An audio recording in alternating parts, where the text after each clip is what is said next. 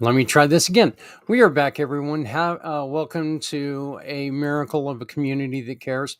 My name is Zak Clayton with Community Pay It Forward, Community Dare to Care, and the PAC channel. We are also broadcasting today on our friends at Things Network. I want to thank Jeremy and the whole cast at Things for allowing us to do this.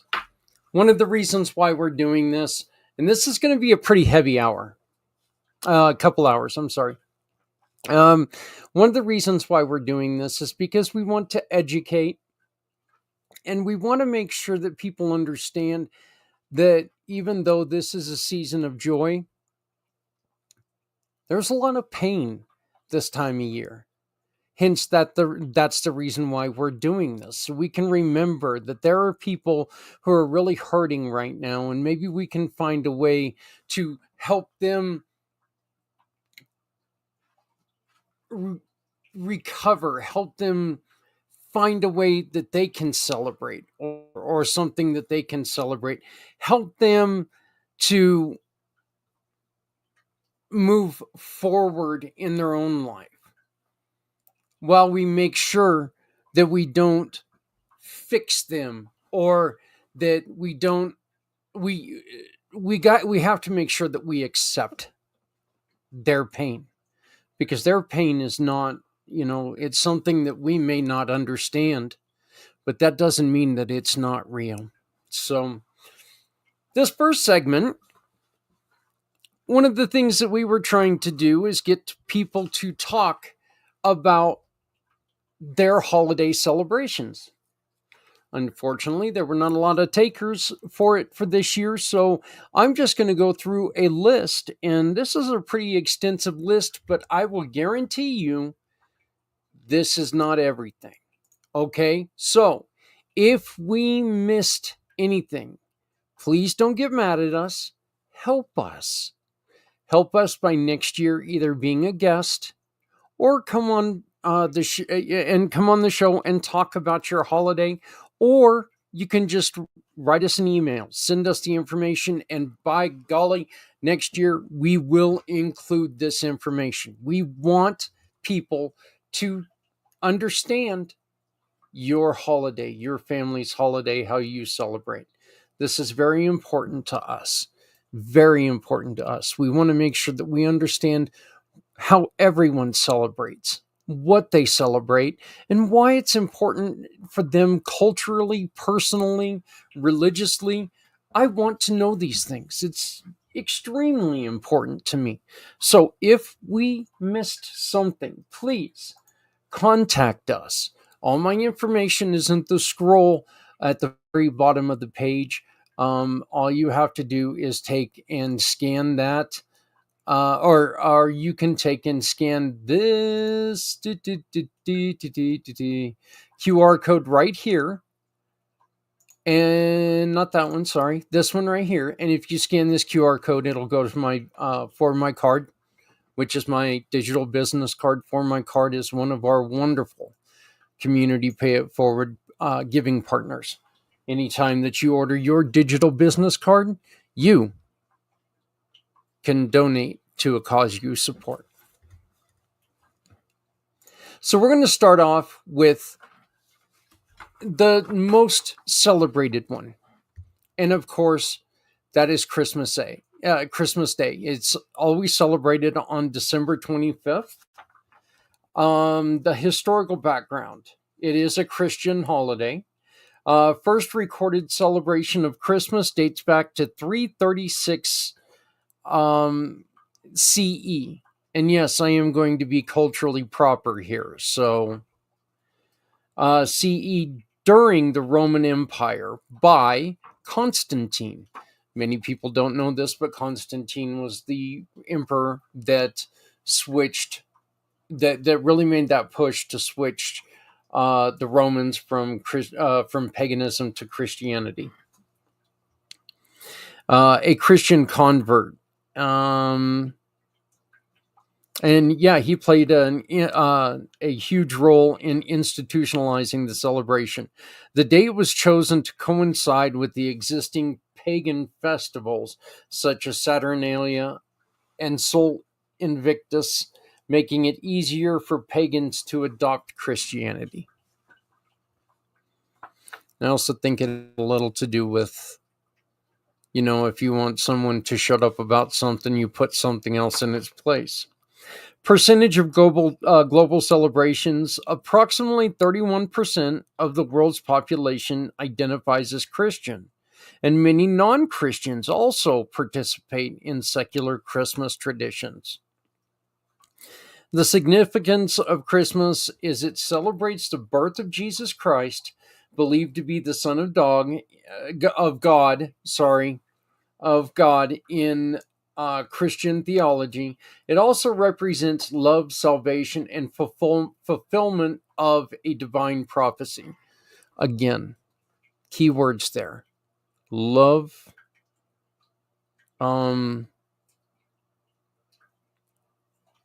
fulfillment, and if you want, salvation as well.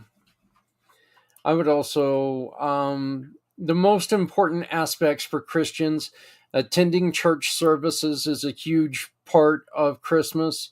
Reflecting on the birth of Christ is central. And for secular observers, family gatherings and the spirit of giving takes precedence. So I know my personal family, when we were younger, yes, we went to church. We didn't do it every year, but my parents, being very Christian, they did like to make sure that, the old saying, put Christ in Christmas. This was something important to them. This is the way that we were raised. So I know that there is a huge percentage of the world that just celebrates, hey, this is a day to get new stuff. I'm not going to bash you. I mean, this here proves that this may not be your thing. This is 8 pages, folks. 8 pages. Hanukkah is our next celebration. And something I didn't know until today. The dates vary on Hanukkah. It's not a set thing. I thought it was a set thing. I didn't know. This year, it starts December 25th through Thursday, January 2nd. So this year, Hanukkah actually falls during this program, which to me is just awesome. It's great. It kind of shows what we were trying to do. The historical background. Hanukkah is also known as the Festival of Lights, commemorates the Maccabean Revolt, 167 to 160 BCE, and the rededication of the Second Temple in Jerusalem. The miracle of the oil, and our friend Esther was talking about this. The miracle of the oil that burned for 8 days, despite only enough for one, is central to the celebration. A percentage of the global celebrations is about 2% of the world identifies as Jewish, with Hanukkah being widely celebrated within the Jewish community. The significance, and this is the important part, represents the triumph of faith, perseverance, and the divine intervention that ensured the survival of the Jewish traditions. The most important aspects: lighting of the menorah, which is the piece of the celebration, symbolizing the miracle of the oil and enduring spirit of Judaism. So this now, again, this explains to me why there are 8 candles, because there was enough oil for 1 day of burning, yet it burned for 8 days. So see, again, these are things I didn't know. I had no idea about. And that's why this drive, the miracle, is so important to me, because I love to be educated on stuff like this. The one thing that I do think is a little astonishing here is we went from 31% celebrate Christmas to 2%. So that really does tell you how much of the population really celebrates each of the days. Our third celebration is one I know almost nothing about, but I am extremely curious, and that is Kwanzaa. This is going from December 26th to January 1st. This is an African American holiday. So, and this one, this was kind of neat to find out. The historical background is this was founded in 1966. So, what we're talking, we're talking 80 years ago, 80, 60 years ago almost. So, I mean, yeah, this is very, Jesus, Zach, it's your birthday, you know how old it is. But yeah, so 60, yeah, just about 60 years ago. By Dr. Maianne Karinga. And please forgive me if I mispronounce the name. Maianne Karinga. Kwanzaa was created as a culture and political response to civil rights movement, emphasizing African heritage and unity. The name Kwanzaa derives of the Swahili phrase, Matunda ya Kwanzaa, meaning first fruits. Percentage of global celebration estimates approximate 2 to 3%. 2 to 3% of African Americans actively celebrate Kwanzaa. So again, we are talking about 2 to 3% of African Americans. The significance. This honors they're able to honor their African roots while fostering principles like self-determination, cooperative economics, and creativity. Beautiful. The most important aspects are the lighting of the Kinara and daily reflection on the Nagazu Saba. The 7 principles are essential, promoting unity and cultural pride.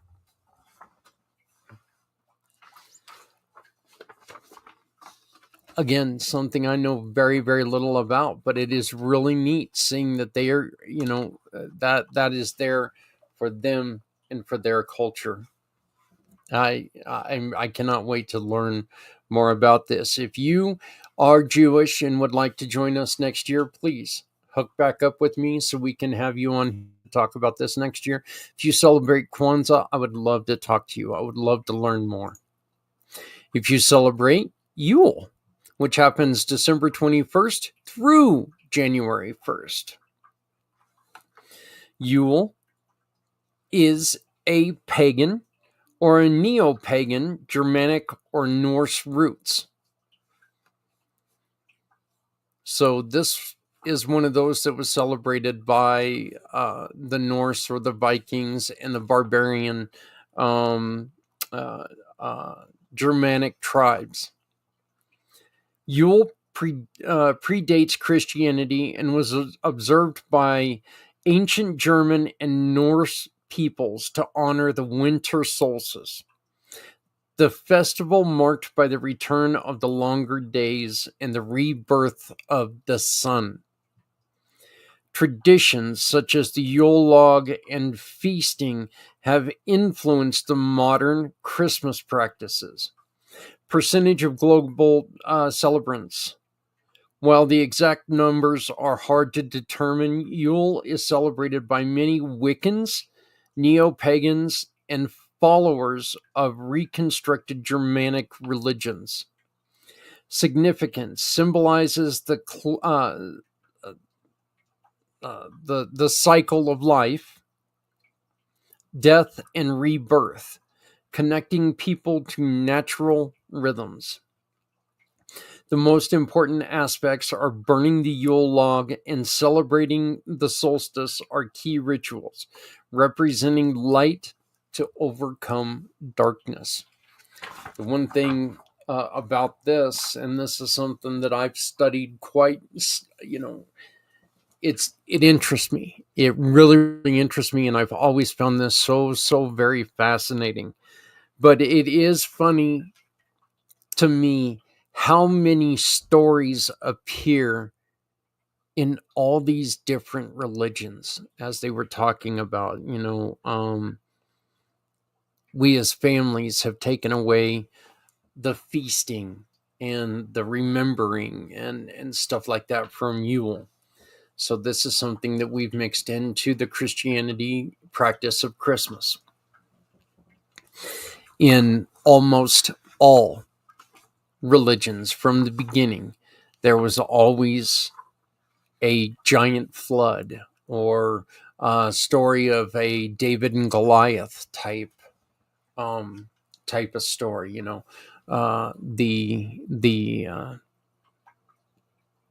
The trials of individuals, the trials of Thor. There's just so many similarities in a lot of things. So just do please remember that, what, because somebody doesn't celebrate like you, this is a chance to get to know them instead of forcing them to, we're not the way it was back in the early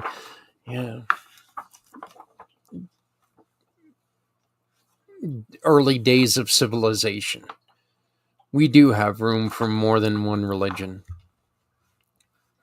This is one that affects a lot of things, and it's the winter solstice. This goes from this is on December 21st or 22nd. I've known it mainly to be on December 21st, mainly, but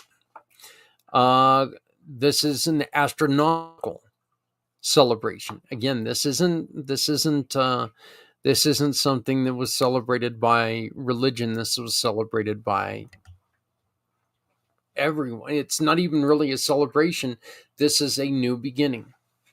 Like solstice, or the solstice has been observed by civilizations for millennia,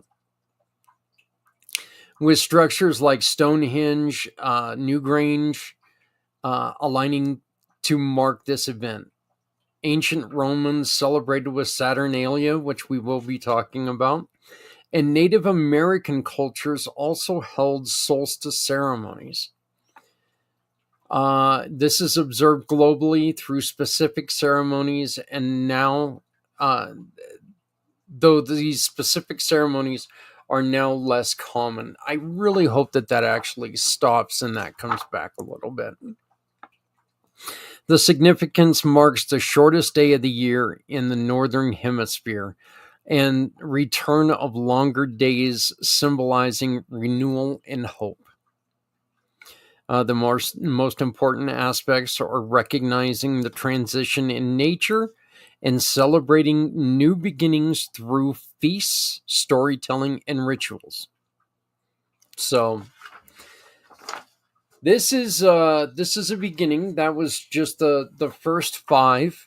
When we come back after this wonderful little program that was brought to you by one of our newest community pay it forward partners, I will continue this. But this is a holiday meditation. So if you want to take some time and find yourself a nice quiet spot to get a load off your mind, maybe you're getting ready to cook and you're going to be stressed out. Let's take some time. Let's relax. Let's breathe through, and let's make sure that you're taking care of yourself in this very, very stressful time. So again, please enjoy the holiday meditation with Carole Hodges. Well, eventually, I guess.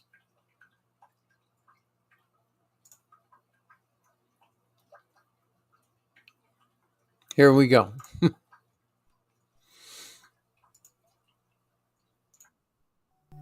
As we begin, take a deep breath and relax. If you are in a car, either pull over and stop, or turn off the CD until you can get to a place where you can sit comfortably for at least 20 minutes with your eyes closed. Now take a deep breath and relax your stomach as you exhale. Continue to breathe, and on your next exhale, sink deeply into your chair. Close your eyes and release any tightness in your face and jaw. Allow your shoulders to soften. Release any tension, letting it drop away. Enjoy this time of quiet and peace. With your next breath, feel yourself floating up into the clouds. You drift away, leaving any concerns behind. Drifting and floating, you look down below and see an open meadow, a large field of grass open to the sky. In the middle, you see an immense fir tree. It is a holiday tree, sitting alone, awaiting your visit. Breathe in the scent of evergreens. Take in the clean, fresh air. Let it fill your lungs as each breath relaxes you deeper and deeper. Now, begin to gather the people around you who will participate in this special ceremony of release and renewal. In a few minutes, you will invite groups of people to your special tree. This is an opportunity to release energetic ties with each of them. You will feel more at peace. Each person you release is free to grow and evolve more fully. Later, you can either allow some people to fall away from you completely, or you can renew the energy between you. Release opens you to seeing people with freshness and openness, strengthening supportive relationships. As you call people to mind, you will speak to each of them. Those that join the tree will find a place in the branches, like ornaments. Bring people to mind as we begin.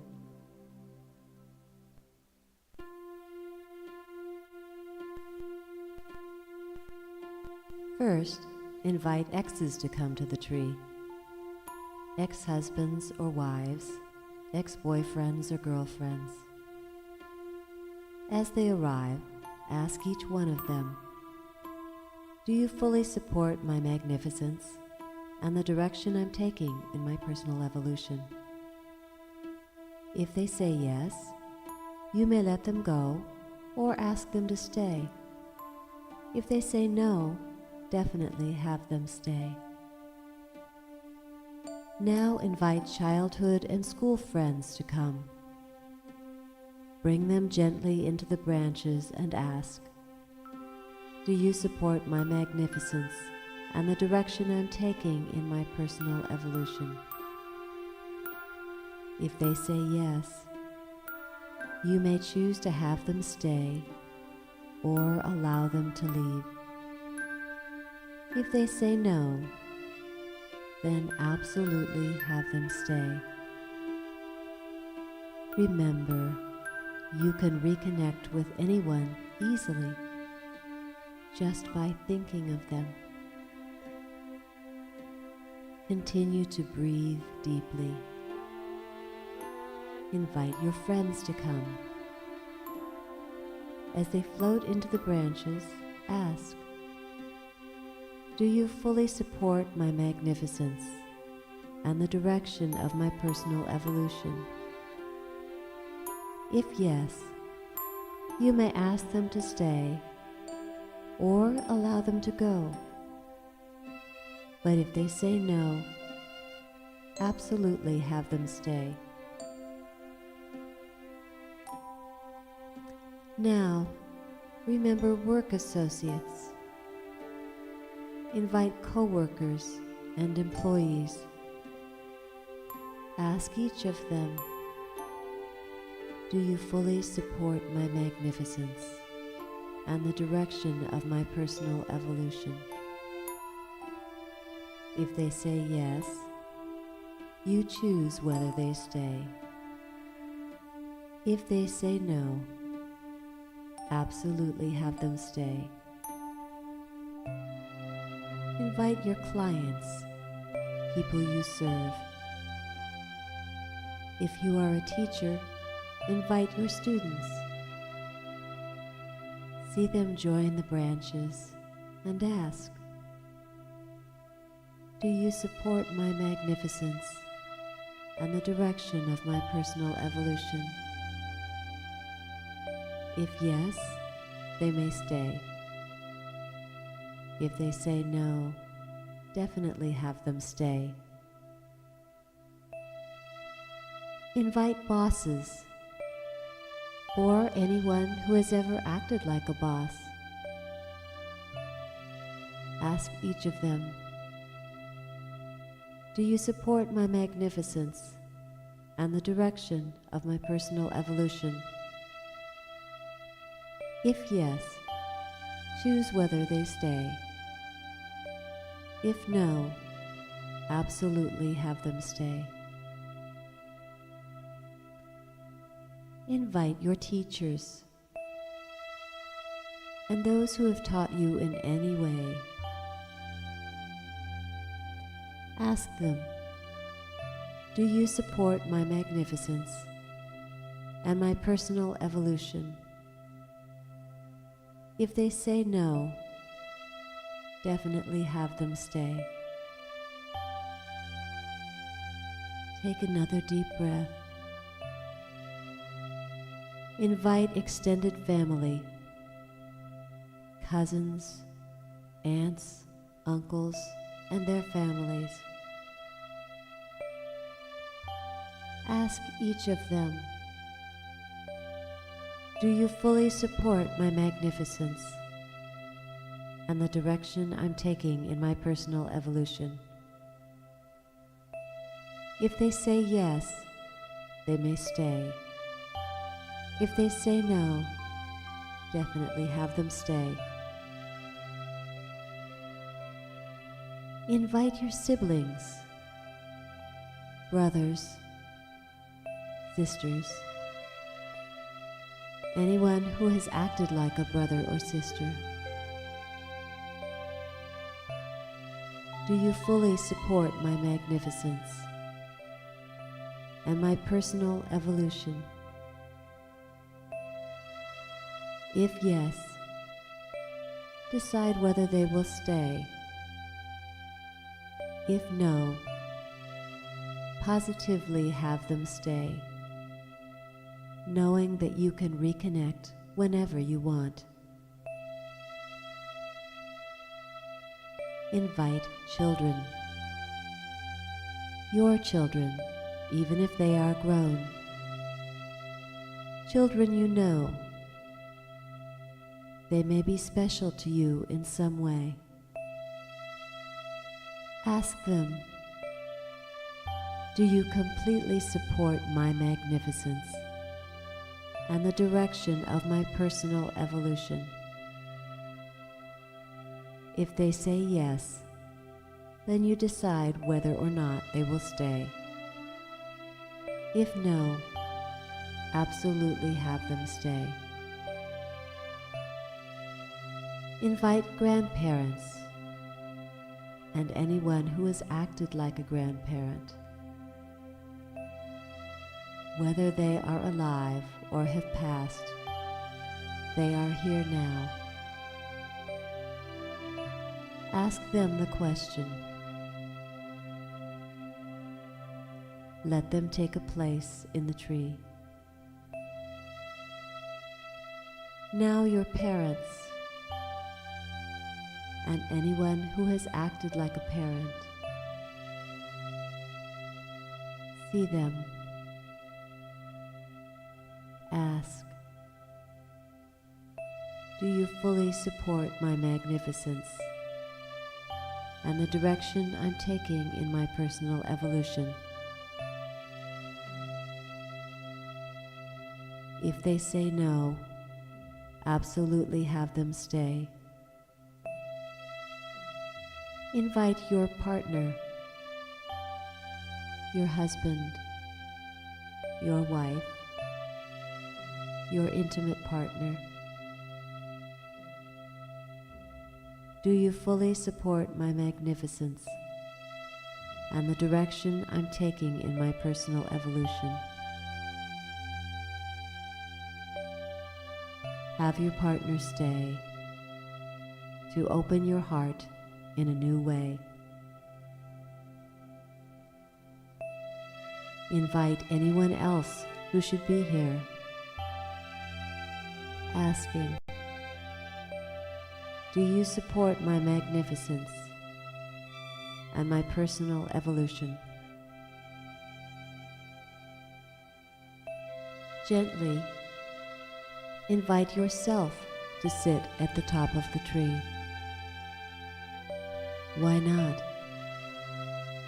You will bring a fresh awareness to your attitudes and beliefs about yourself. Notice you can be both in the tree and looking down on it.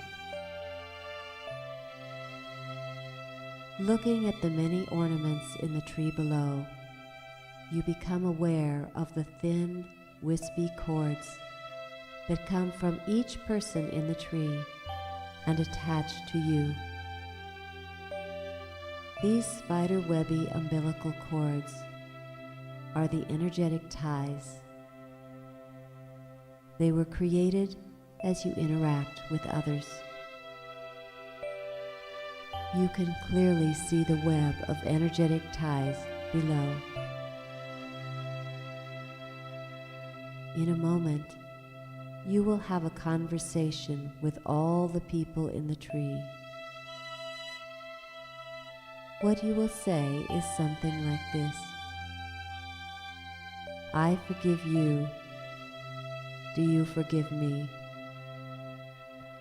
As you ask this, know that at a very deep level, you can initiate forgiveness for others and they for you, because it is all one.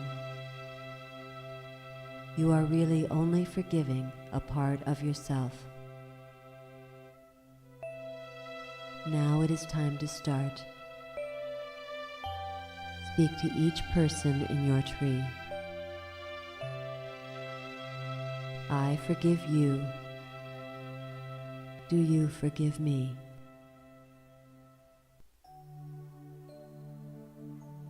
Notice that forgiveness can begin to flow,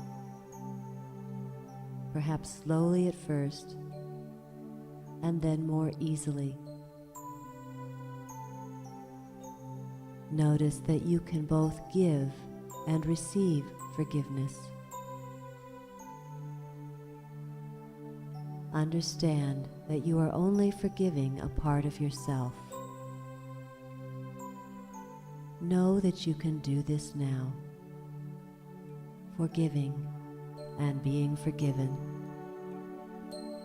gently and easily. Forgiveness flowing between you.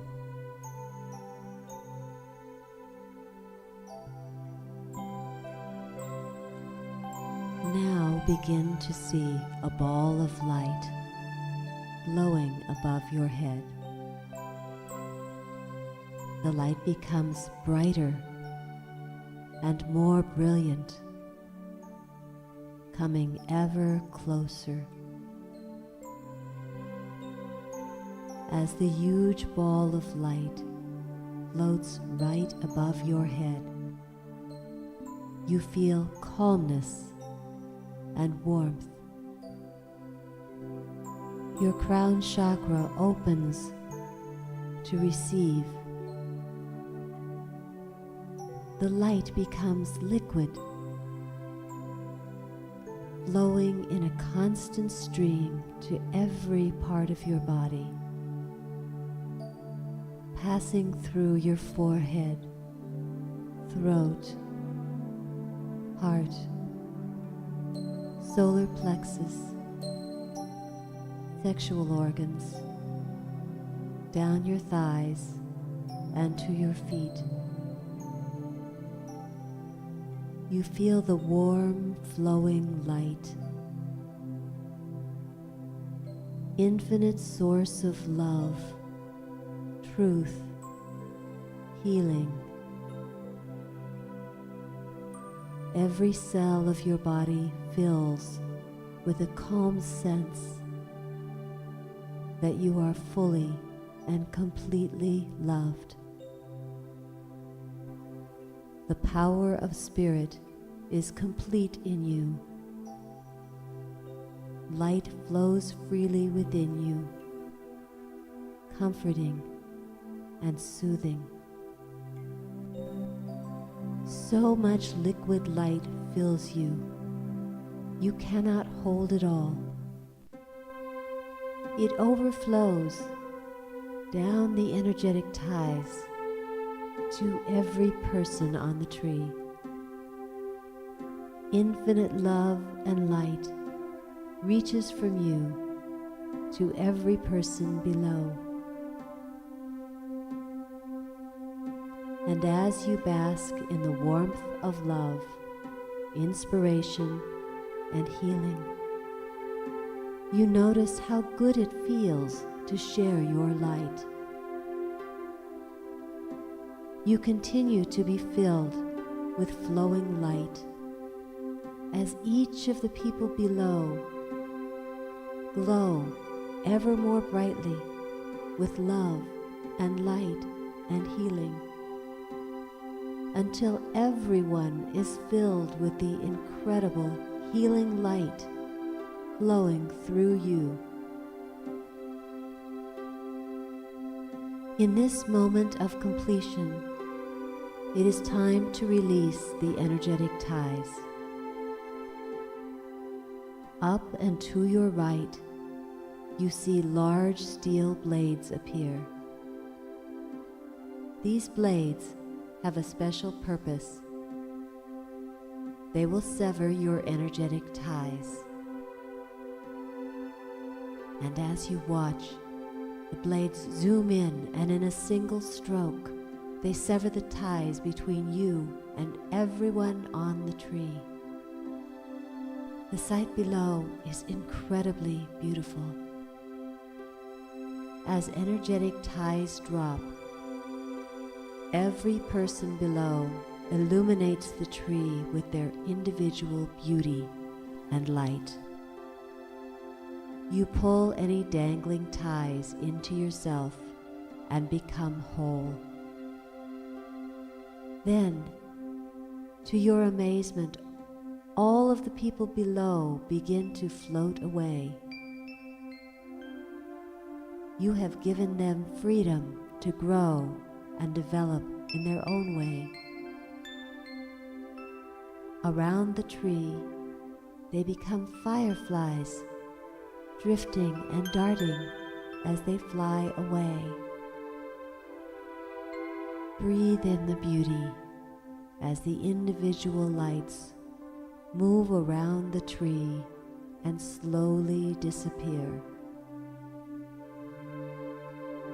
As you watch the light, you feel warm, knowing that you have given each person a gift of freedom and blessing. You release each person to be more fully themselves. When you are ready, it will be easy to reconnect with anyone by just thinking about them or speaking with them. When you do, you will have new understanding. Any relationships that don't serve your growth can be released forever. You can choose people around you who support your highest purpose and intention. The firefly lights leave. You are alone, peaceful and quiet. Light continues to flow through you and provide a glow outward. Feel the warm light in your feet and toes, up your calves, over your knees and thighs. Allow the warmth to flow over your belly and around your hips. Feel the soothing warmth up through your chest, around your back. Your neck and arms relax as the warmth flows over them, completing the warm glow up your face, relaxing your mouth and eyes. The flow circles in your head as you relax completely.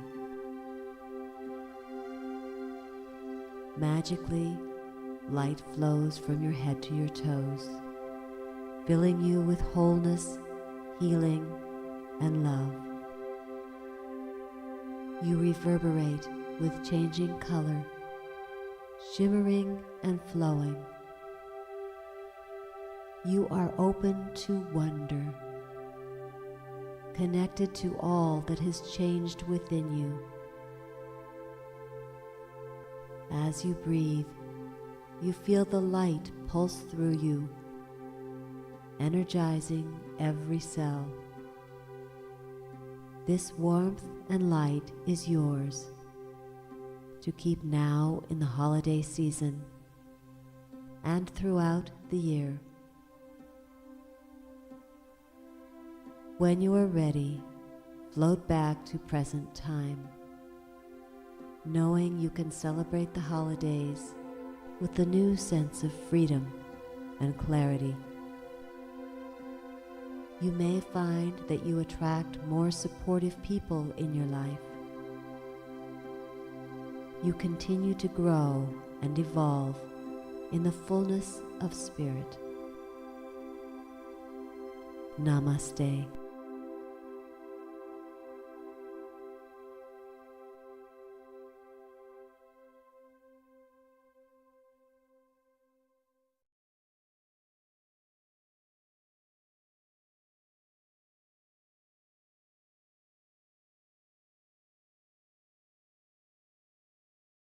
Atol's Wonderful Christmas by Henley Santa, illustrated by Mudassir Abid, with an introduction by Michael Rosen. As far back as Atol could remember, he'd always wanted a dog. He asked his mum every year and she always said, "We'll see." At last Mum said, "Santa will bring you a dog this Christmas." Just before Christmas came around, there was a great flood and the river burst its banks. The dog that Santa was going to give Atol was washed away in the flood. Santa was not able to find another dog for Atol anywhere. Santa said to Atol's mum, "All I have on my sleigh to give Atol is this drumstick. I will load it with Christmas magic and we will see what happens. I must give him a present because he is such a good and kind boy. As soon as I finish my last few deliveries, I will look for his missing dog." Atol was sad at first, but he made the best of it and treated the stick as if it was a dog. "Look, Mum, I trained my stick to do tricks. He can do stay, lie down, play dead, roll over, and fetch." Mum laughed and called, "Atol, take your stick and play outside." Atol tied a bit of string round his stick and took it for a walk. Across the river he met the village baker. She was surrounded by black smoke, coughing and crying. "What's wrong?" "The river flooded and all my kindling is wet. I can't light my fire to bake my bread." "I have my stick. It is dry and will burn well. You can break it up to start your fire." Atol waited with the baker as she broke the stick and lit her fire. She started to bake the bread. She was very grateful and gave Atol some flat bread called roti, all spread with butter. And Atol thought, "What a strange Christmas. I wanted a dog, but I got a stick that turned into some bread." Atol walked along. He heard a baby crying. The baby sounded very upset. he saw the village potter holding her baby, rocking him back and forth. Atul said, "What's wrong with the baby?" "Oh, my baby is really hungry, but the baker isn't baking because of the flood, so we have no fresh bread for him." Atul said, "I have this fresh warm bread. You can have it for the baby." The potter gave some of the roti to the baby, and the baby stopped crying at last and fell asleep. "Oh, thank you," said the grateful potter. "Here, Atul, have one of my big wash pots." Atul said thank you and walked on. He thought, what a strange Christmas. I wanted a dog, but I got a stick that turned into some bread that turned into a pot. Just then Atul heard someone shouting. He crossed back over the river and saw the village laundryman shouting and kicking a broken washpot. Atul said, "What's wrong?"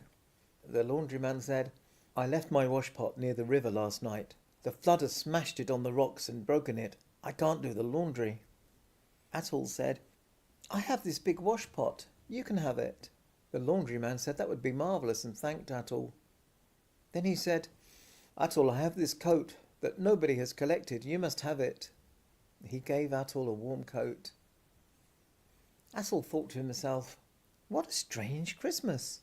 I wanted a dog, but I got a stick that turned into some bread that turned into a pot that turned into a coat. Atul walked on further, and he saw an old man who was standing in wet underwear. The rest of his clothes were spread out on a bush to dry. He was shivering and quivering and sneezing. "What happened?" asked Atul. The man said, "I jumped into the river to rescue this little dog. He was caught on a tree branch in the water. My clothes are soaked through and I'm freezing." Atul said, "I have this lovely coat. You can have it to get warm." The man wrapped the coat around himself and gradually warmed up and stopped shivering. The man said, "Thank you, Atul. Will you take this dog I rescued and give him a good home?" Atul said, "Yes, please. I always wanted a dog." Atul went straight home with his dog, ready to surprise Mum. He thought to himself, what a strange and wonderful Christmas. I wanted a dog, but I got a stick that turned into some bread, that turned into a pot, that turned into a coat, that turned into my very own dog. I will teach my dog good tricks. The end.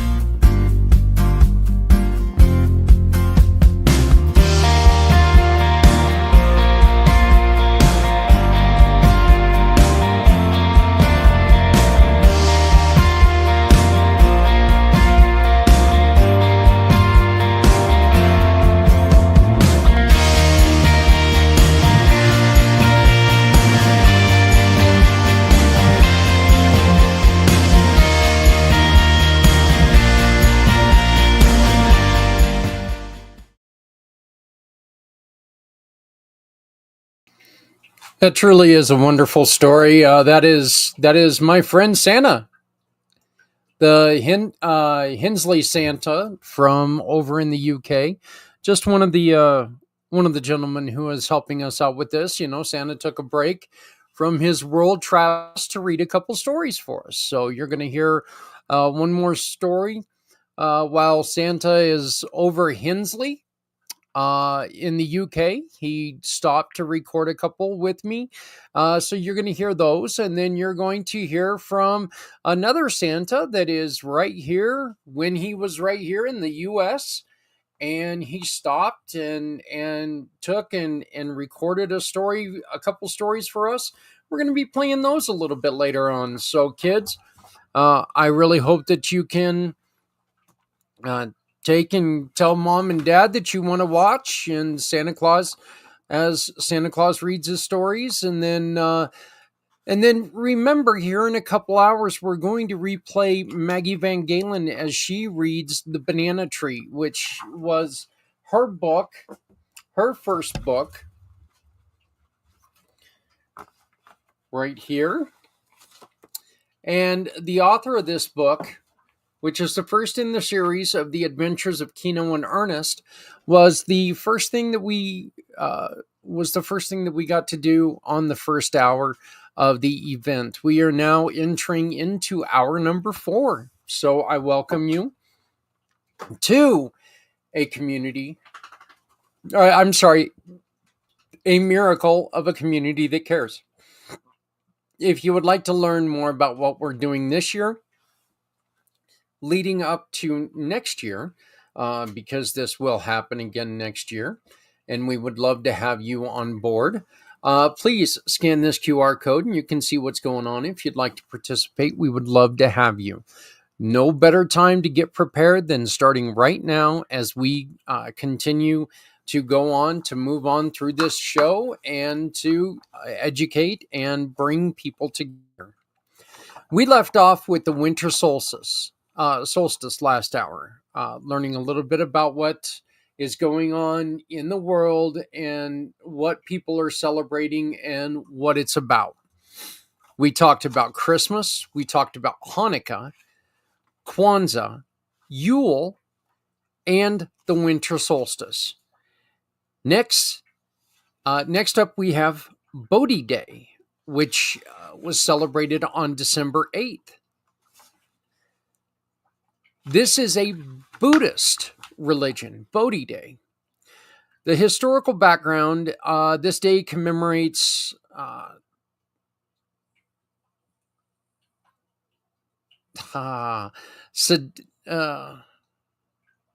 wow, I am really going to butcher this name, and I should have looked this up. Siddhartha Gautama's enlightenment, and I am so sorry that I messed that up. So please, any Buddhists, please, if you can help educate me, I would greatly appreciate it. Under the Bodhi tree around 500 BCE. So again, this is another religion, or this has been another thing that has been happening since even before Christmas. So this has been celebrated for, well, pretty close to 1,000 years before Christmas, 800 or 700 and some odd years. So the percentage of global celebrants, approximately 7% of the world identifies as Buddhist. And many of those observe Bodhi Day.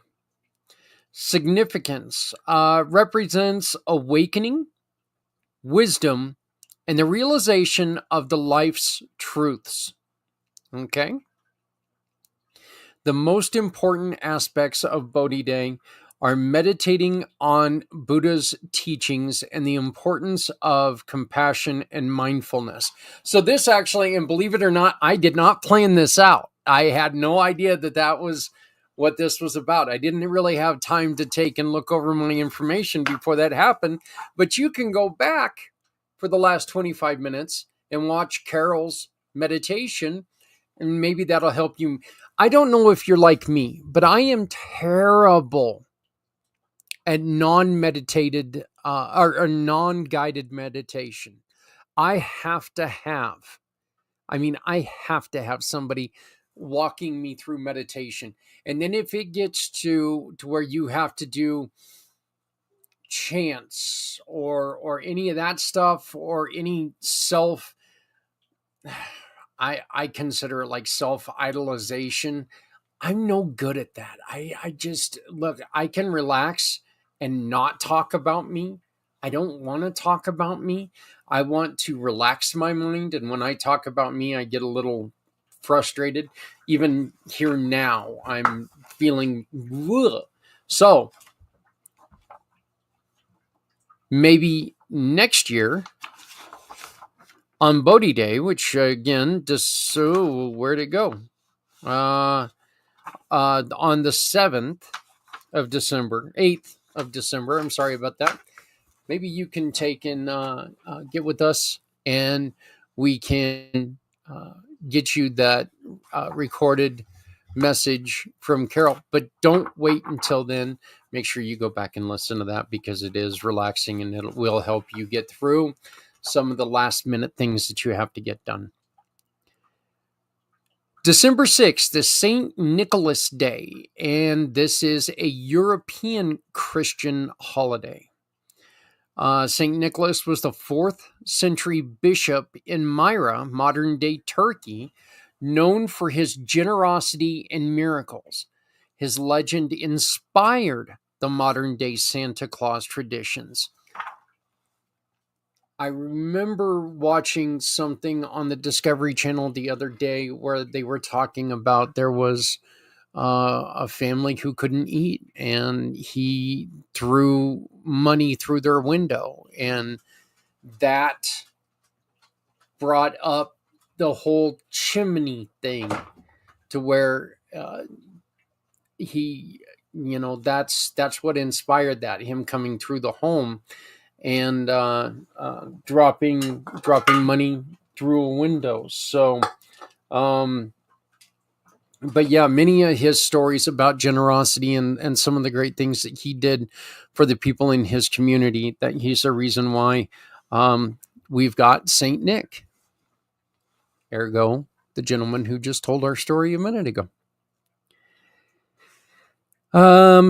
Percentage of global celebrants. This is celebrated primarily in Europe, especially in countries like Germany, the Netherlands, and Hungary. Significance. Honors the spirit of giving and kindness embodied by St. Nicholas. Again, if you have like HBO Max, or you have Discovery on demand, go back to Expedition, whatever, Josh Gates show. It's Discovery Channel, so everything's the Josh Gates show. But he did a wonderful job on explaining Santa Claus and Saint Nick. So go back and watch that. Do yourself that favor, because it helps to understand why. Okay. And I think it's also something that's really good if you're one of these people who believes that we're kind of losing the religious aspect. It really does kind of tie in the way that we give.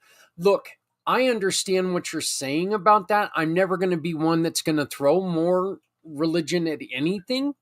It's just me. But I really think that if you understand that this is based off somebody who was sainted, you understand that this is part of the celebration of everything. So, but the most important aspects are the art of giving, often small tokens or treats reflecting on the saint's charitable legacy. Thank you, Mr. St. Nicholas, for being a good guy. I just realized this too. This is one, I think this is where the celebration of those poinsettias, Las Posadas is our next one. Number 8, Las Posadas, December 16th through the 24th. This is Hispanic Christians.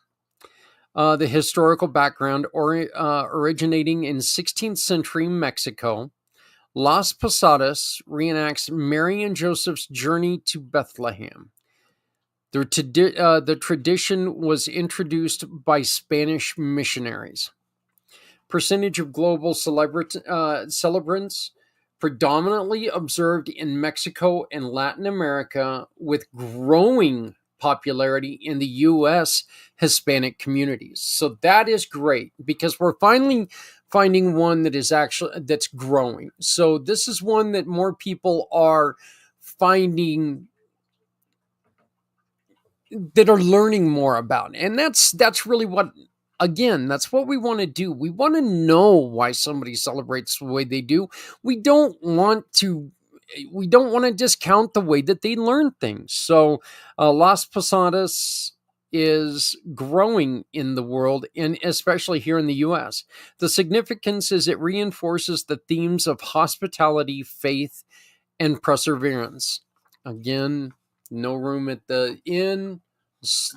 You can sleep out in a little shed outside in the manger. Most important aspect, the nightly processions and reenactments are vital, emphasizing in community and devotion. And this one is going to embarrass the hell out of me for one reason. My son arrived here on Friday with his very beautiful Japanese girlfriend, Maka. He grew up in Japan, well, obviously. And so I'm going to try to say this word and really embarrass myself in their eyes. I'm glad that they are upstairs, because they're not used to, real time zones. I mean, it's already tomorrow there in Japan, so they're really confused right now. Amasoka is the best guess I've got. It's called Amasoka, and it is celebrated on December 31st. The cultural origin is Japan.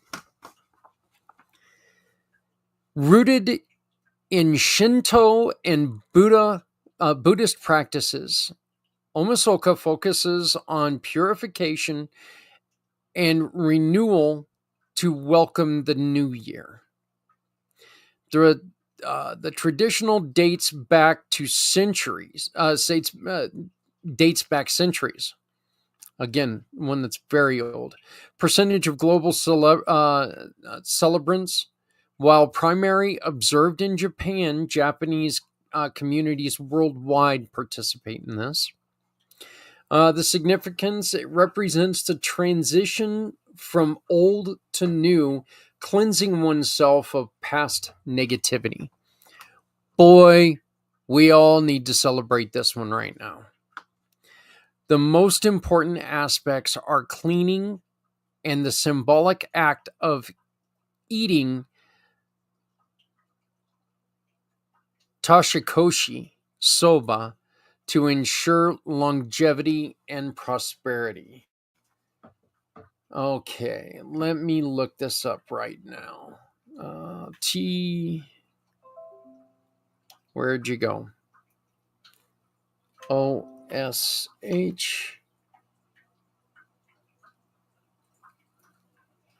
Not TT. TOSHIK.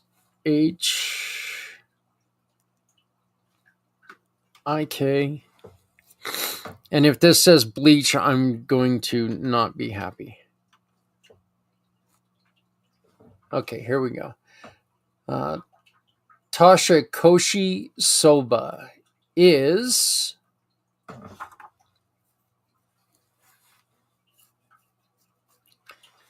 sorry about the slowness of the computer. It's a crossover. Okay, it's a noodle soup.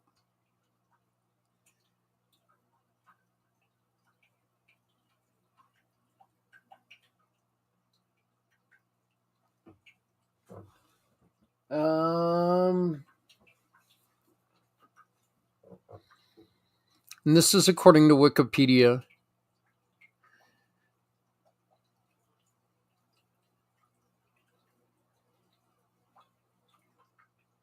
Let's see here.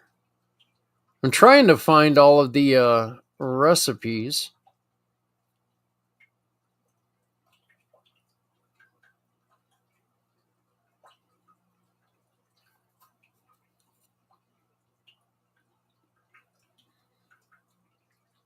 Sorry about the dead air here. I am trying to find the recipe for it. Oh,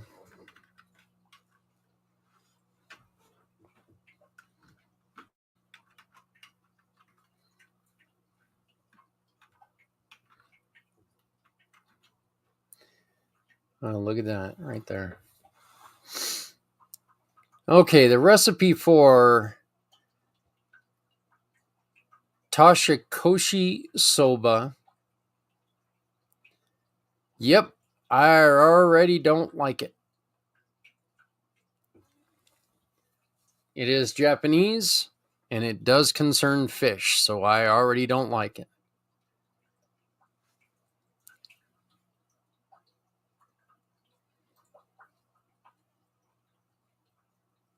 It doesn't look terrible, but let's see. What table of contents? Where's the jump to the recipe?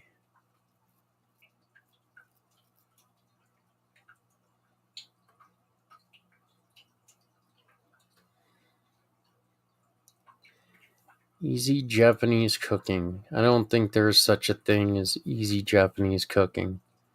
I know every once in a while I make a few dishes that are very complex. Dried soba noodles, which are buckwheat noodles, water. Kombu, which is dried kelp. Katsubushi,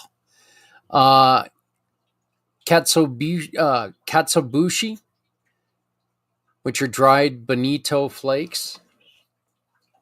Sake. Mirin. Light colored soy sauce, kosher salt, dried seaweed, kamboko, which is a fish cake. Oh God, that just bleh. Green onion or scallions, and sashimi togarashi, which is Japanese 7 spice. So there you go. That is the eating of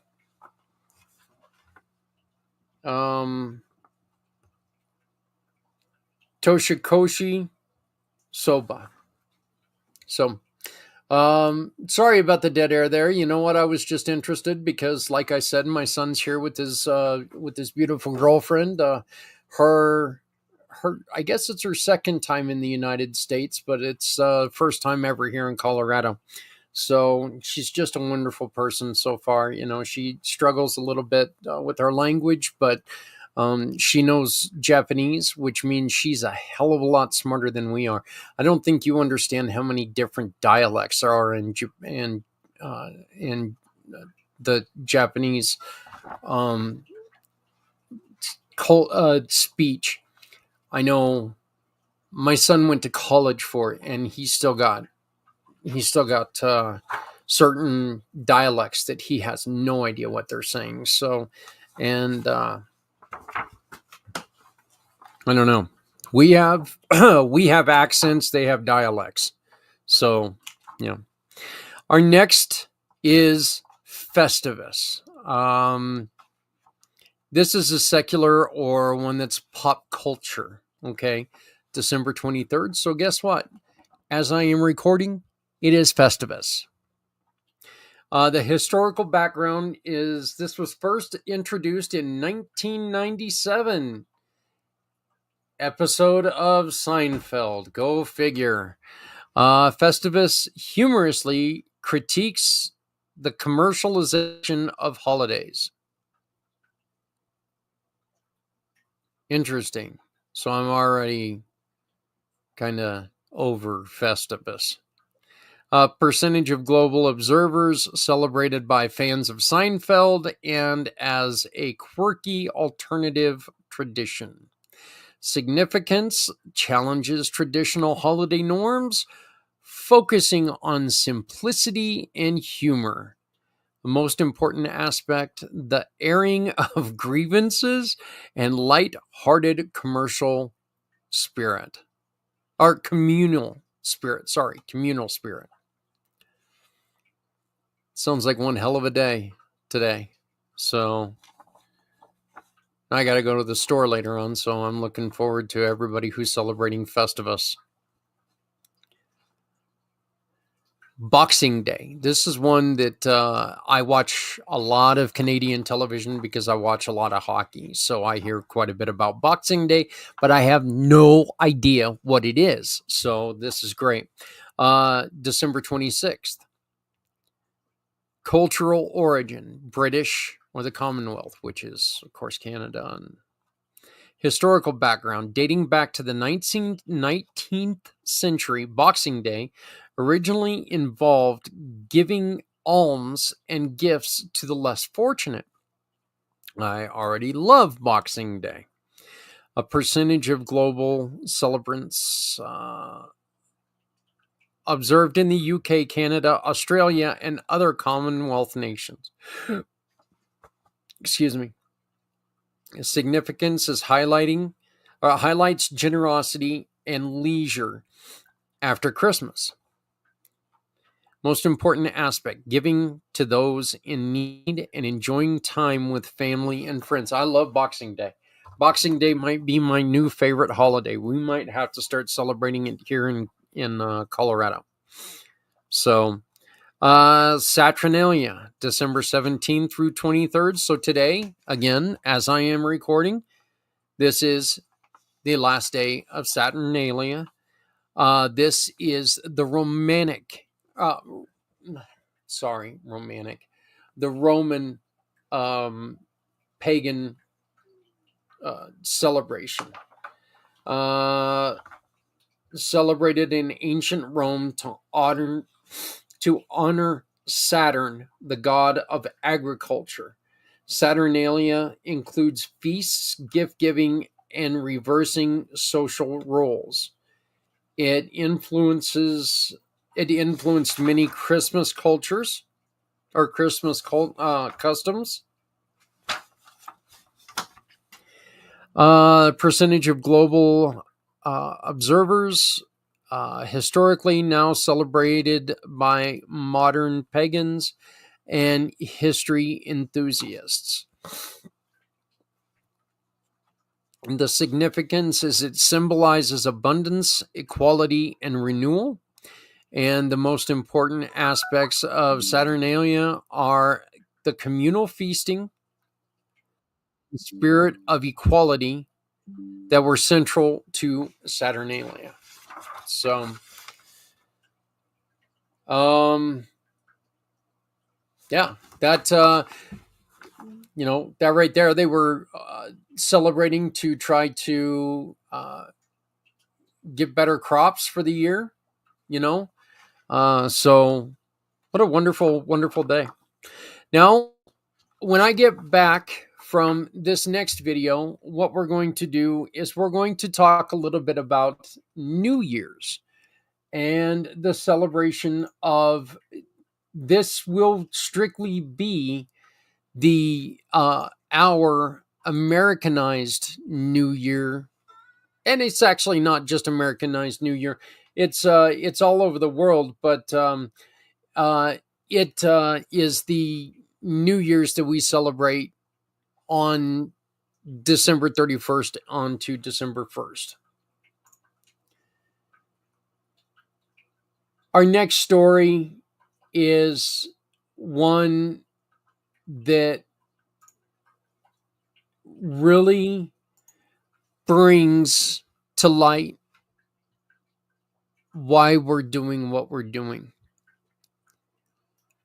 I was invited by Maria to join one of her courses with people who are suffering due to a loss in their family because of the holidays.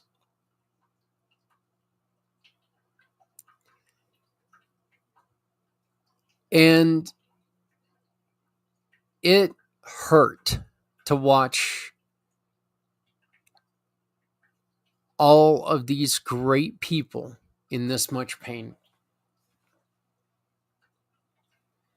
You think to yourself, wow, this is just not fair that somebody has to celebrate these this upcoming holiday that we're all supposed to love and celebrate and do all this stuff. we're supposed to, we're expecting them to just take and celebrate with us. And, Maria brings up a lot of great points about, she lost her son to cancer. And she heard a lot of things. And a lot of these things were just, they're kind of a slap in the face. So I'm very proud because Maria is a sister in the giving partnership. But this is a wonderful, wonderful, wonderful story that I got to talk to her about. This is Maria Belinac from Healing Heart. And I really hope you enjoy this. Just make sure that you have a tissue next to you because you very well could need it. So Maria Belinac, and I'll talk to you again soon.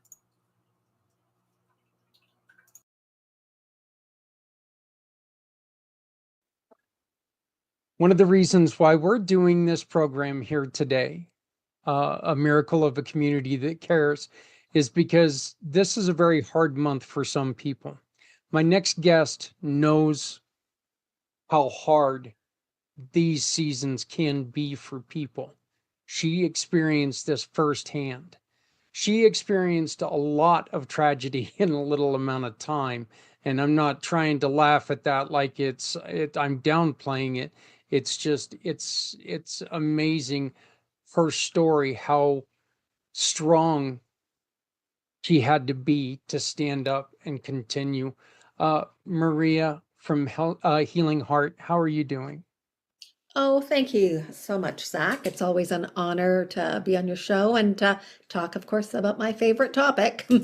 Yeah. It might not be your favorite topic, but I was at one of your courses just a couple weeks ago. And it was one of the things that Maria, I do the 22-hour podcast where we talk a lot about the suicide and the loss of our heroes. And there are times I've told everybody that in that show, I go from where I am laughing so hard I'm falling off my seat to where I just want to crawl underneath my desk and not come out again. And we were hearing stories and we were listening to some of your guests as they were talking about the recent loss of a loved one and having to go through this year without them. And I wanted to just come on. I couldn't stay for the whole thing. And I just came on and wanted to express my gratitude to him.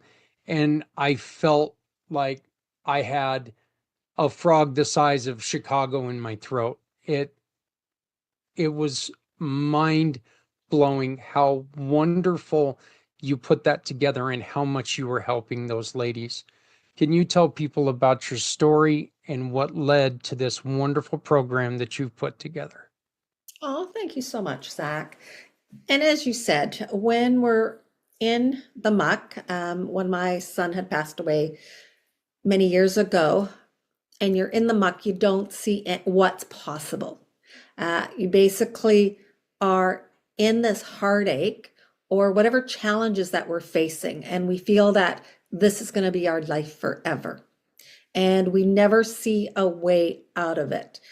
And what I found was that the more people gave these platitudes, oh, there's a reason, there's this, there's that, the more I think I wanted to shout out loud for everyone to either, I swear here, to either F off or to shut up, because basically it was more disrespectful.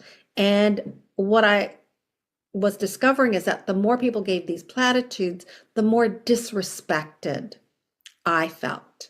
And the more disrespected I felt, the more internal I became.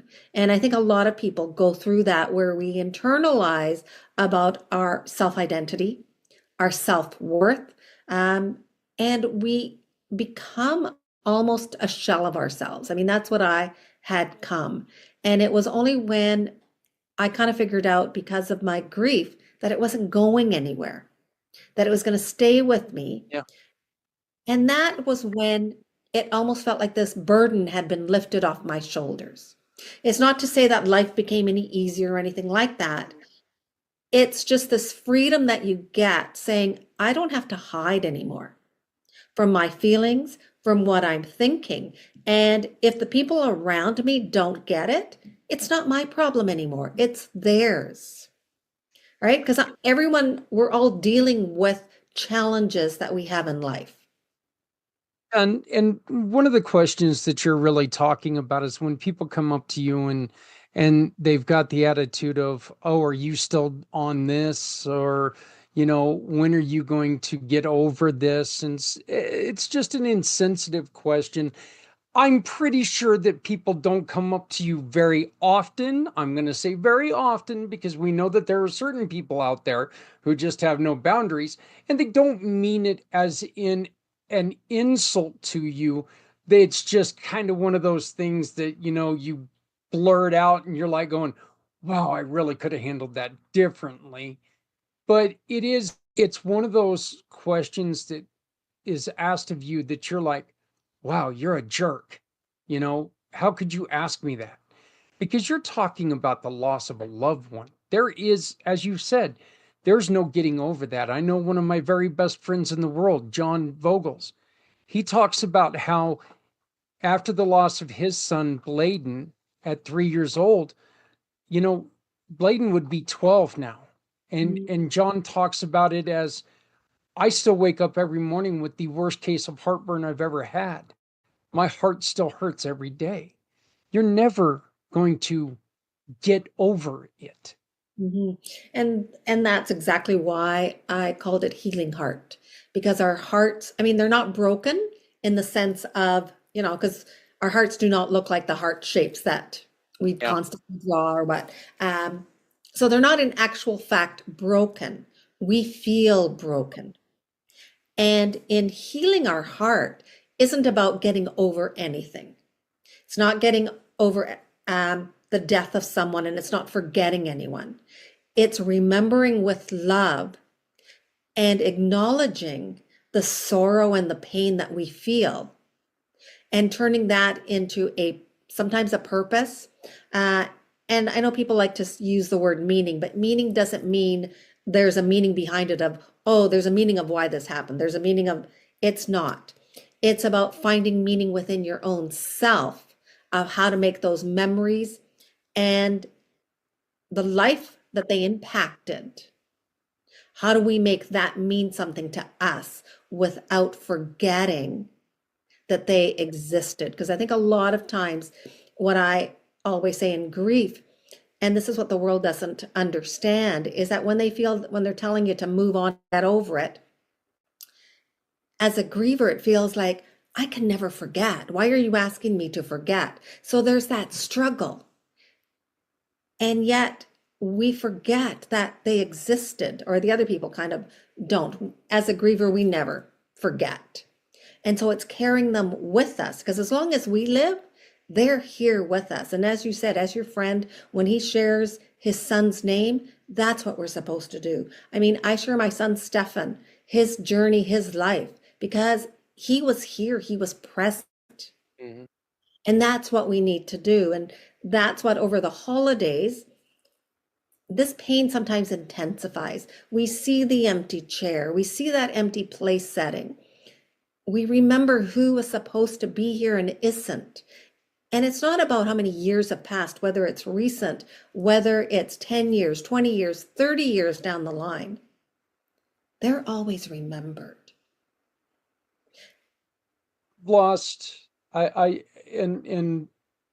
I've lost people in my life where I remember, my grandfather I lost when I was 15 years old.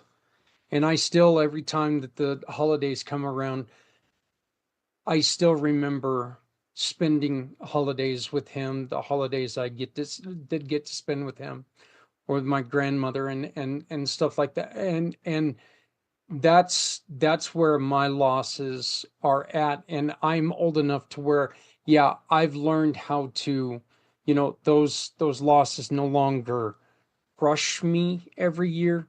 They still affect me every year.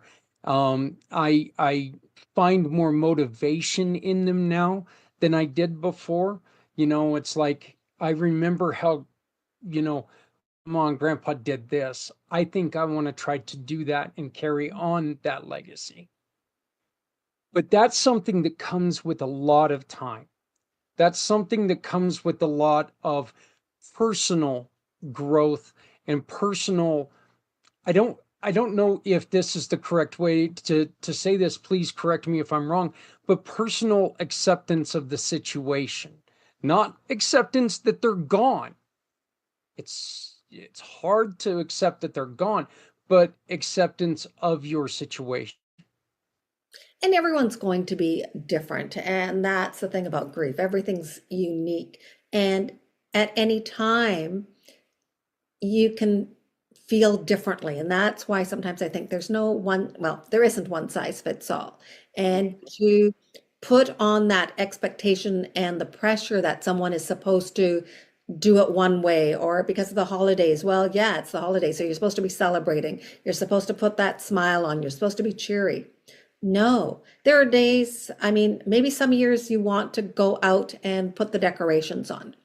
Some years you just look at it and you're going, nah, I don't have the energy. I just want a simple flower. Or maybe I'm just going to have a candle this year. And I think we need to give ourselves that permission, that acknowledgement to say, you know what? This year I don't feel like celebrating. This year I don't want to do things. And it's okay if I don't. It's okay if I want to go out and be around people and be cheery, and to say, you know what, this year I just want to have things simple. I want to have it quiet because I just want to be not surrounded with people who are partying. So again, I think people have to go with what feels right for them. Maria, how do we talk to the people who are going through this, and how do we tell them, how do you convince them this is your life that you're going through? Okay, if you need to, how do we convince them it's okay to pull back a little bit but not pull back completely? Well, one, there's no convincing, Eh, right? We can't convince anyone. uh, I think, or I believe, is really about just saying, you know, whatever you want to do is okay. Like if you want to be around people, that's okay. If you don't want to be around people, that's okay too. Or do a combination of both.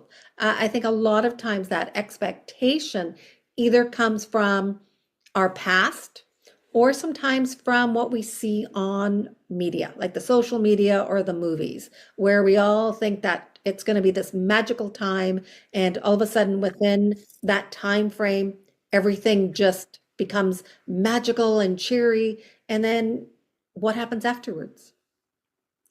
And so it's really about acknowledging people and saying, it's okay of whatever it is that you choose, and leave it at that. I mean, one of the things is, even if you're inviting someone to your house and say, look, come on over, see how you feel. Because one of the other flip side is that sometimes someone will come over, be around you, and they're having a great time. They're laughing, they're this and that, and someone else will just totally get it that they don't have a malicious intent. Someone in their lack of decorum or whatever will kind of sometimes say to people, oh, wow, aren't you so much better now? You're over it. And then that just stops the person from having a good time, because all of a sudden it's like, oh, I can't laugh because that means I'm feeling disrespectful of the person who passed away. So I think it's about making someone else feel comfortable in whatever emotion they are feeling. And if they're having a great time, you know what? Just say, wow, I'm so glad that you came over and we had this time together where we could enjoy each other's company and Great to laugh. see you. It's great to see you out and about being normal again. I wouldn't use the word normal. Well, no, but I'm just saying that's how Yeah. insensitive we can be because we don't think about the words that we're saying a lot of times. It's, oh, look at you being normal again. They didn't grow a second head. They lost somebody. This is something that they're going through. Is it okay as a person who is inviting someone uh who has experienced loss, is it okay to say, you know what, if this is not going the way that you're comfortable, come to me and we can have like an out, and we can discreetly, Mhm. get you out of an uncomfortable situation? Is that okay to do? Definitely, because I think that's what keeps sometimes people from not going. Because sometimes they feel like, okay, I gotta go, and maybe they're feeling uncomfortable and they don't know how to leave. So that is excellent, right? Because I always say everyone should always have a plan B or an exit plan. And sometimes it could be easy as saying, "Oh, you got a phone call, gotta go get it," Yeah. or having the person going, "Oh, yeah, I gotta go to the bathroom," right? Like the washrooms are a great place to go. Yeah. Well, and it's I think one of the other things that you probably should do it is try to make sure that you're not introducing this person as, well, hey, look, if you don't see this person smile, it's because they lost somebody recently. No, treat them with the respect of just introduce them, include them, right? And introduce them like you would any other time. One of the worst ones that for me personally, that I really disliked is someone would come up and like, "Oh, you have to meet someone. You guys have so much in common. I really want you to meet." And then you're like, "Okay," so you go and meet the person, and they lost a child too. Well, you know what? That's not really common ground. It's not something, yes, it might be a commonality. I mean, I'm sure we could ask anyone, say if you're having a party, anyone at the table, if they experienced loss, I'm sure everyone at some point in their life has experienced loss. And that is the aspect that at times it's kind of like, yeah, commonality is not because I'm going to introduce you to someone else that said, "Guess what? They lost their grandparent too. So did you." There's a common ground. It's not like introducing me to somebody who, hey, look, they're another Devils fan, I mean, hey, there's a conversation you kind of want to have. Yes. Okay. You don't want to meet, so, well, I guess I'm supposed to meet you because, you've had misery in your life as well. So let's be miserable together there. That doesn't make a lot of sense. Um, how often are your classes, are your get-togethers? So in starting in January, I'm going to be having, and I haven't really decided on what it's going to be called. So weekly, right? I do offer a 6-week program, which we meet weekly, and then I also give 15-minute sessions for people who need the extra time, or whenever you need that sort of extra support. And that will be starting in February, my program. Okay. And people can find out more information about this by visiting you on LinkedIn. Yes, they can come on LinkedIn or send me an email at hope@mariabelanic.com.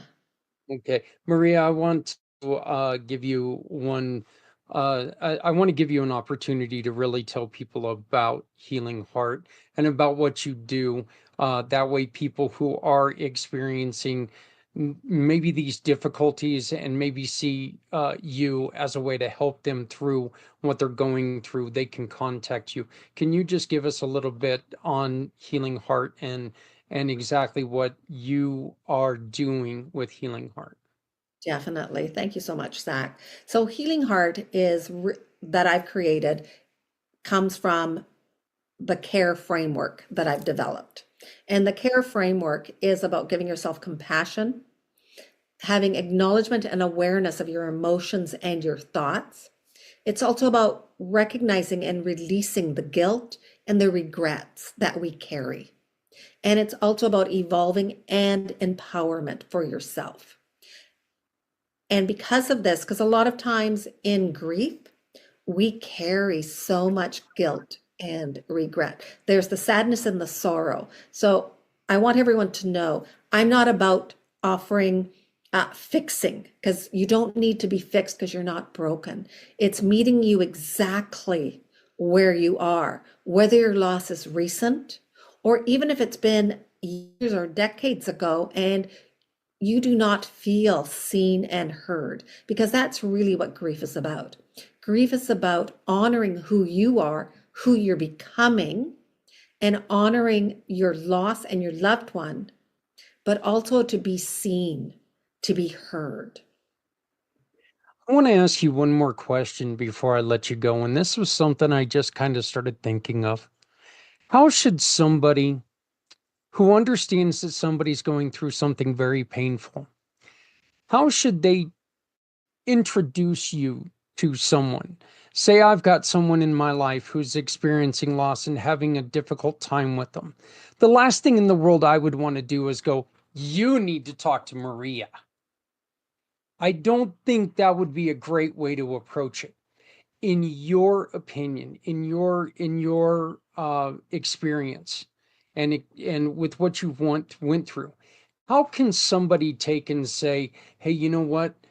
I heard a lady speak who I think might help you, but not make it sound like you need to talk to her. Yeah. She's going to change your life forever. Because it is, it's true. And I mean, as soon as someone says you need help, it's like, what do you mean I need help, right? We all Yeah. have that defense mechanism. Mm-hmm. Basically, I would say, look, I've talked to someone, I met someone, or I know of someone who offers grief support, right? She offers a 45-minute heartfelt call. Have a conversation with her and see if it's a right fit for someone to work with, right? I think a lot of times we know that we want support. However, sometimes we don't know what kind of support we want. And so a lot of grievers are looking for support. It's a lot of times it's like, where do they find that support? Where do they find the support that's right for them, that honors their beliefs? Because a lot of times is, yes, I may be faith-based, however, I'm not going to speak to someone about my faith if they're not believing in the universe or God or anything like that. Because because faith is, or spirituality is personal. And so, And the truth is that it doesn't, in the end of it all, it doesn't matter if someone is Christian or Muslim or Buddhist or what. Loss is loss is going to mean pain for people. Loss is going to mean recovery time is needed. Loss is going to mean it's all going to mean something different, but it's all going to mean the same thing, that loss is loss, mhm, right? yeah, yeah. I always go, when you're asking a griever to accept, part of it is like, the griever already knows who's passed. They already know what their loss is. So they don't need to accept that. Acceptance, that's why I don't usually use the word acceptance. I use acknowledgement, because acknowledgement is about the feelings and the thoughts that we have. What is it that our bodies are going through? What is it that someone is struggling with, which is different than what someone else is? Maria, if somebody is wanting to find a way to introduce you to a loved one, um, and they're just not sure how to ask, can they approach you and ask, hey, look, this is the situation. How would you go about the introduction? Would you be willing to take that phone call? Oh, definitely. Yes. Right. I mean, they can send me an email at hope@mariabelanic.com. And again, I am on WhatsApp. So anytime they can contact me through there or text. Well, Maria, our partnership has meant the world to me.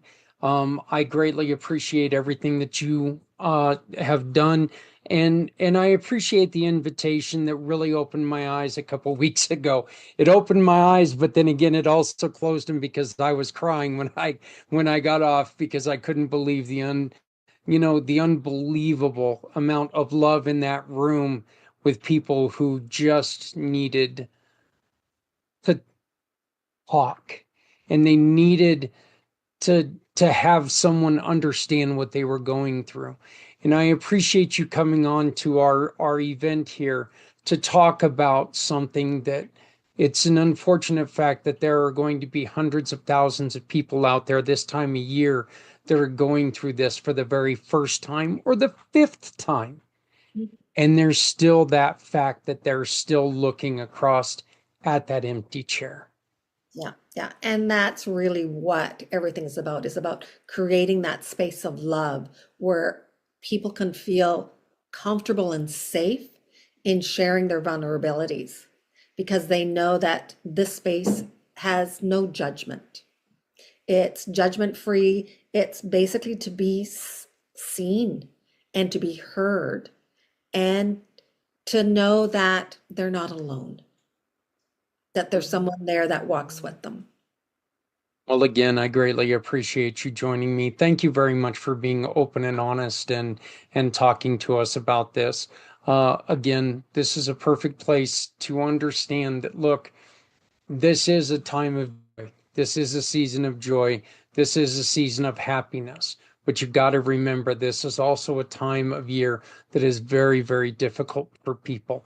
Understand that. Be open to the thought that, you know what, I'm going to be a little bit careful about what I say. You know, look, we all let stupid stuff slip every once in a while, but just remember, you know, they're not back to normal. Things are not,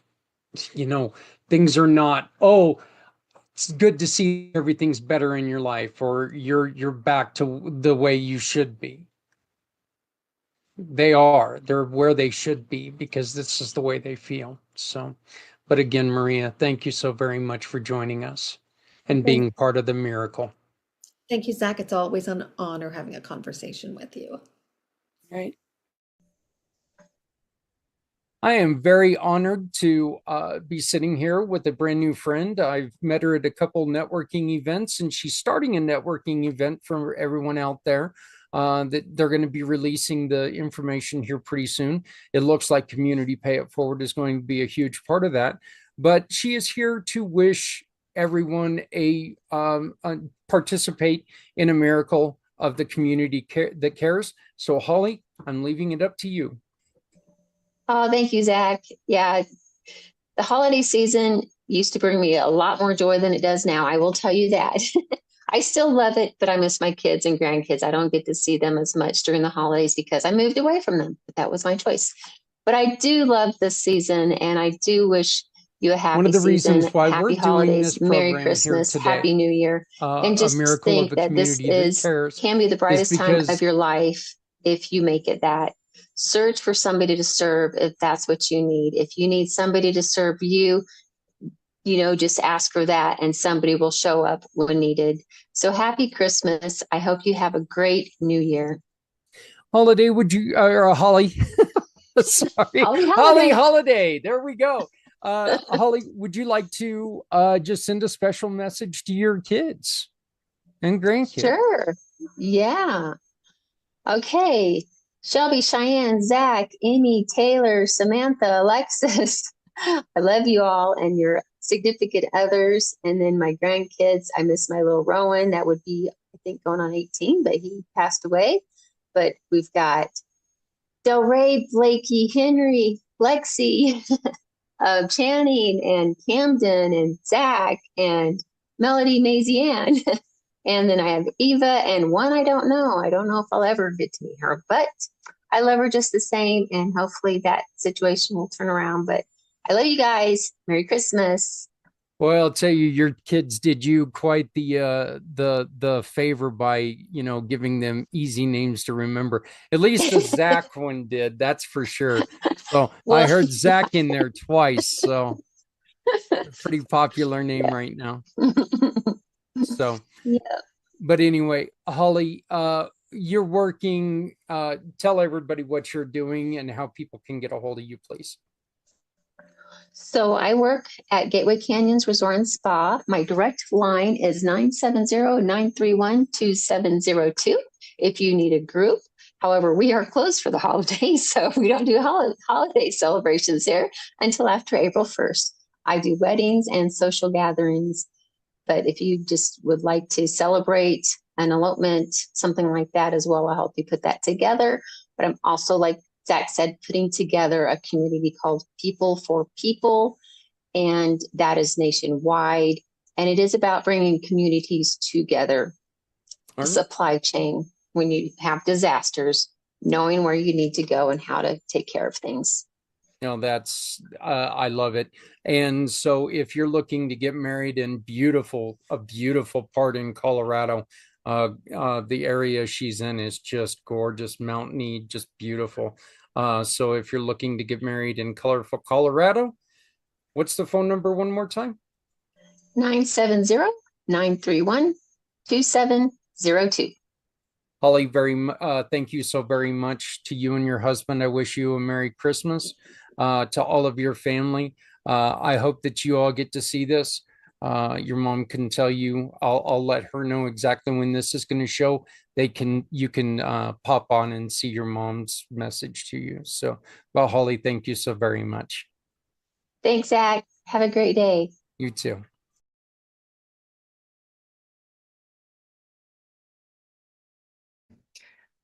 Hey, hello. I was reading my book, Santa and the Gingerbread Man. I think you can see it clearly, can't you?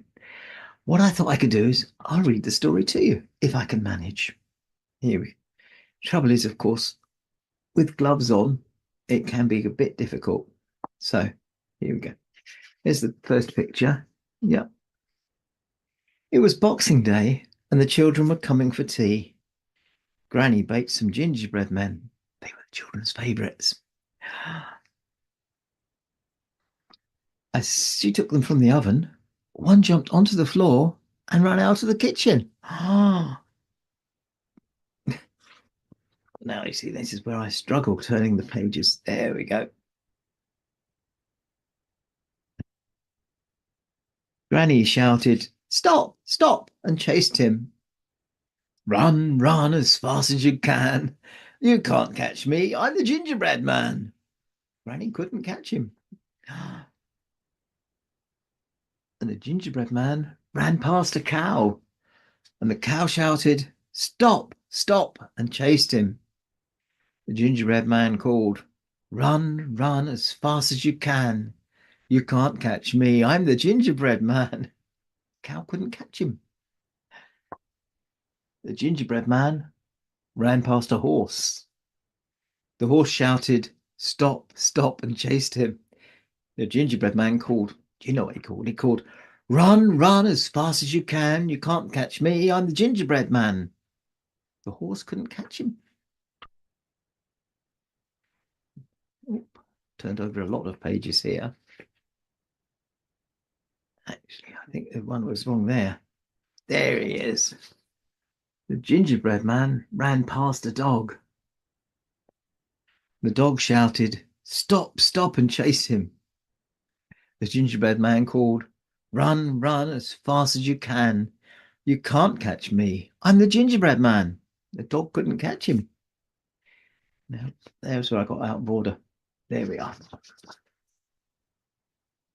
The gingerbread man ran past a fox. The fox shouted, "Stop, stop," and chased him. The gingerbread man called out, "Run, run as fast as you can. You can't catch me. I'm the gingerbread man." And the fox couldn't catch him. Uh-oh. The gingerbread man reached the riverbank and had to stop. The fox said, "Nowhere left to run. That's rather unfortunate." The fox licked his lips. The gingerbread man was very worried. He was right to be worried, wasn't he? Just then, Santa landed in his sleigh. "We're on our way home. Jump up, little gingerbread man, and come with us. I won't let anyone eat you." Santa took the gingerbread man home to the North Pole. Can you see him there? Can you see him there with his friends, the elves? There we go. The elves loved the gingerbread man, and they made gingerbread man badges. From that time on, Granny baked no more gingerbread men. She made gingerbread trees instead. After all, they never run away. And that's the book. That's the story of Santa and the Gingerbread Man. I hope you liked it. I do, I must admit. That's perhaps my favourite book that I've written.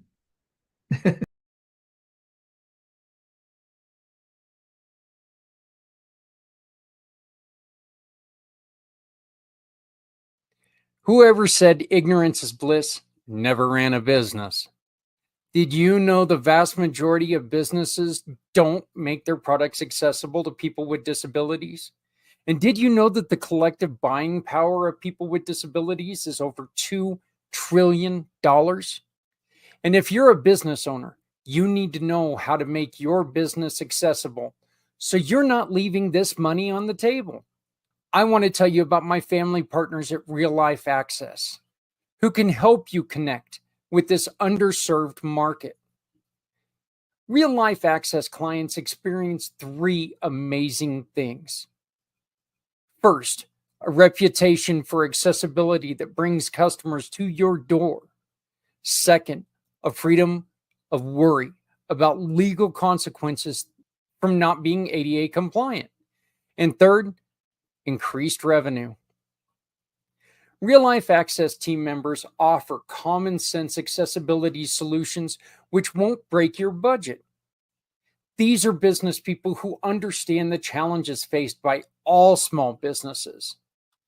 They are also people with disabilities who know what it takes to be accessible. Check out their courses, coaching packages, and so much more at reallifeaccess.com. You'll be glad you did. You have worked hard to build your brand.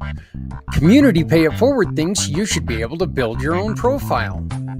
And now, thanks to ZWorld Webs, you can.